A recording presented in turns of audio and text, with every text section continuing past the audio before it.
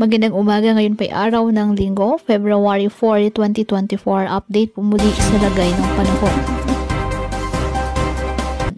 Ayon sa Pag-asa, patuloy pa din pag-iral ng northeast monsoon o hanging amihan at nakakaapekto ngayon sa northern Luzon. Ang bahagya itong humina.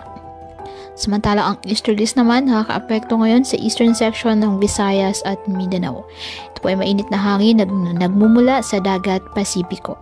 Sa kasalukuyan, wala na pong binabantayan o namamataang sama ng panahon sa loob at labas ng ating Philippine Area of Responsibility na maaaring makaapekto sa ating bansa. Ngayong araw, dahil po sa nasabing easterlies, asahan na maulap na halangitan na may kalat-kalat na pagulan at thunderstorms sa Eastern Samar, Southern Leyte, Dinagat Island, Surigao del Norte, Surigao del Sur at Davao Oriental. Ang Cagayan Valley at Aurora, asahan din po ang maulap na halangitan na may mahihinang pag-ulan dahil pa rin sa amihan.